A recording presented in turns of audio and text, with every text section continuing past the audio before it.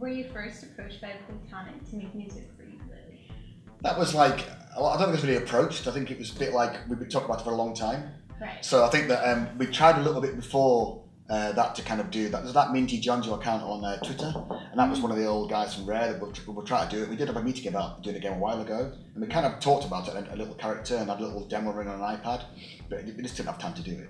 And it's been a really special set of circumstances that have kind of made the game become possible. Like some guys left Rare, some guys got laid off from Rare, and so it's the first time that the original kind of core team that did Banjo-Kazooie have had the chance to be together. And what the creative director, I don't know what his official title is, but Gavin Price, who's the guy that kind of heads the company.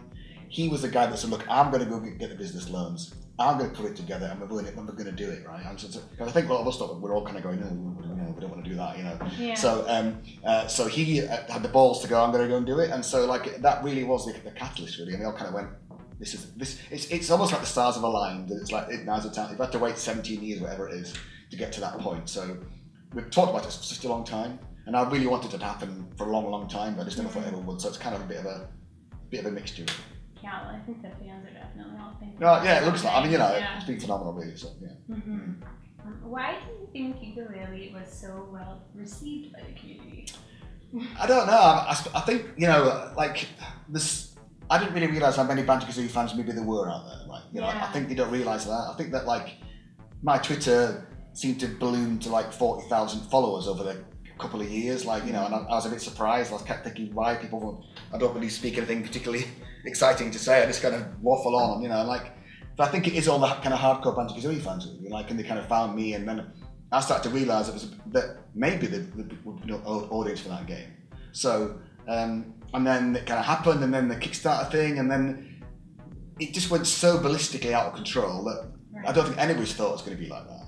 And like, as I said, that first $280,000, I thought maybe it might take a couple of weeks to get there. Yeah. And that was 40 minutes. That's great. And then it was $1 million in 24 hours. And it's like, you know, I never saw the counter at zero. When it went off, like the Kickstarter's live, it refreshed, it was like, you know, thousands instantly. Like, it was just, I thought it had broken. I thought, this is wrong, you know. So that was really, it's such a whirlwindy thing that I felt that anybody's kind of got to terms with it yet, about how the enormity of it. And to finish up the biggest UK Kickstarter ever, like, that's like incredible, and just all that stuff that we never for 1 second thought it would be like that. We thought we'd get a decent response, but not that kind of overwhelming thing where we're all kind of going, you know, nearly in tears, you know, like, so yeah, it's been just incredible. Style of music is very recognizable and distinguishable from other producers. How do you explain this? God, that's a good one. I don't know if I can explain it really. I think are you talking about just Banjo-Kazooie or other things I've done? Just that one? Other things you've done too. Right. Oh, okay. Well, maybe I don't know. You know, I think that I'm not a really very intellectual composer. I'm not. I'm you know, I'm stupid, but I'm not particularly bright like that. So I really just do write from not my heart, but I just mess around until I hear something that I like. And it is like that, right? I'm a terrible pianist. I'm a decent guitar player and trumpet player too, but I'm keyboard playing's terrible. So I just really fiddle around with a load of a sample and listen, fiddle with it till I like the sound, the tune or the chords, and that'll be how it turns out really. You know, I think that I'm not the kind of guy that sort of sits in a darkened room and waits for the hand of the Lord to hand me a tune. It's not like that, you know. I just really work at it and I just mess around until I like it. And I think that in my head, right, this is going to sound wrong, but I'll kind of look for the odd notes. That's the way I describe it. And I don't think they are the odd notes, but to my head they are. And I can describe it like if I was working in C major to A flat major, I'd be thinking about E flat and the E thing. I don't know if you're musical, but I'd be thinking like that. And that to a composer, that'd be so what? But to me it means something, you know, so I think that, I don't know, I think every composer, like when you hear Brian May play the guitar, right, you know it's him, because he's just got a style that you just can't help it, right? Or Eddie Van Halen, you can pick his style out from a mile away because he just sounds that way. And I guess any composer's probably got those little quirks that they just do over and over and over again that just becomes their style. And I guess because I've been around a long time, I've done that stuff so many times it becomes my style. But I think that's just the way I like to hear things with it. I think I like the sound of stuff so it sounds that way because I like it. So I don't think there's any kind of amazing preconception behind it. It's just the way I write, I think.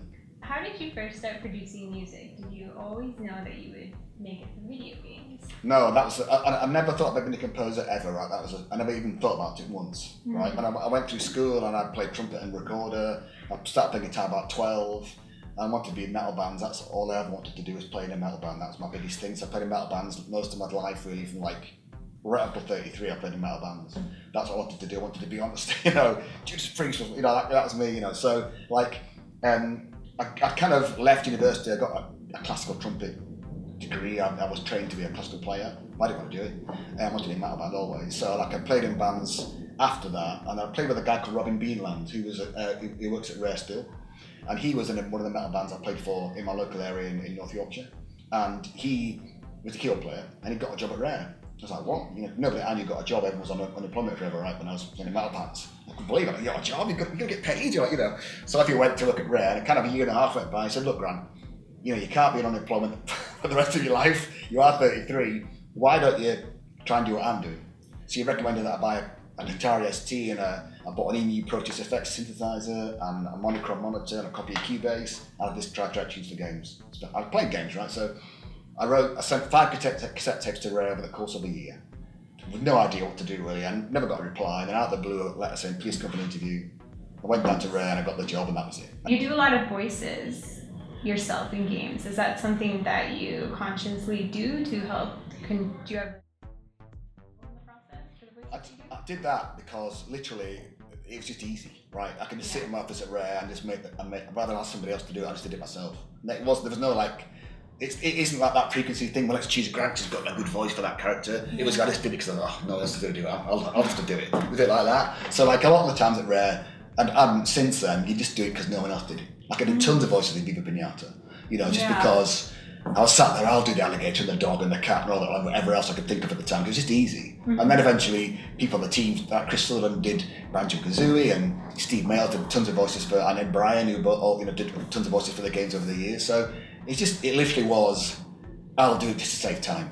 Right. And that was it. Like, so yeah, nothing. There's no like, I've got a great voice. It was just like, you know, I was DK by fluke, right? That was another thing that, can you be DK? So I'll have a go, and it just ended up being, I was DK in DK64, and then Nintendo used the samples later on for other things. I remember sending the samples across to Nintendo. They wanted them for like Smash Brothers, so I think my voice is in some Smash Brothers games as well. I know it's weird. It's just funny because like I thought I just did it for a laugh. It wasn't like I think I really should do it. It's just like, I'll just do it to save time, you know, a bit like that. So yeah. The last question would be, do you have any advice for anyone wanting to start a career like your own? Right. Firstly, it's bloody hard, right? It's really hard. Yeah. Don't take that lightly. It's really, really hard, right? And I'd always say, make sure you can write music in as many different styles as possible. Don't be that guy that writes dance tunes, because everyone does that, right? We used to get tons of cassettes from people like writing dance tunes, right? Just, you know, make sure you can do everything. Pick a reggae track and copy it. Pick a rock track and copy it. Pick an orchestral track and copy it. Learn how to do all of that stuff. Secondly, never say no. When someone says to you, can you write that tune? Easy. Even if you can't do it. Yeah, that's my favourite style to write in. You know, lie about it and then go and learn it, right? If people hear, I don't know, they're going to write the next guy. You're out the door, right? Don't fall for that. Thirdly, never argue with a creative director, whoever that happens to be. Even if you think they're talking out their arse, right, about what they want you to do, you go, fine, I'll do it. Because like, if you go to a restaurant, right, and someone says to you, you say, I want a steak, and the guy says, well, get the steak, and they come back and give you chicken and say, we think you like this better. You're going to go, hang on, I paid for the steak. That's what I want, right? And that's what they're going to be like. It's just like music. Right. They've hired you for a reason. They want you to write music that they want to hear, that they like. And if you say, actually, you're wrong, mate, you should be like this, they're going to go, hang on a minute, I hired you for this. You know, if you want to write your own tunes, go write a symphony. Great. Go and do your own stuff. If you're hired by anybody, it's like any job, right? If you're hired by somebody, you better do what they want you to do, or you're going to get fired. Right? Yeah. Right. So that's like, and I think that's my, and also, it's really, really hard career to try to get into, right? But it's the easiest thing to do in the world is to give up. That's easy, right? The hard part is to keep going. I always kind of quote Danny Baranowski, who's a great friend of mine. And he was that guy that worked in Lowe's and Home Depot and all that stuff, wanted to be a video game composer, you know, and got a track on those remix, you know, a remix of Perfect Dark tune, you know, one of from the game, you know, and he slowly got, now Danny's a great composer, done tons of great games, Meat Boy, and we did Desktop Dungeons together, but he's that guy that just wouldn't say no, right? He just would not give up about being a video games guy. And I think all those things together give you a chance, right? There's no guarantees, but it gives you that chance.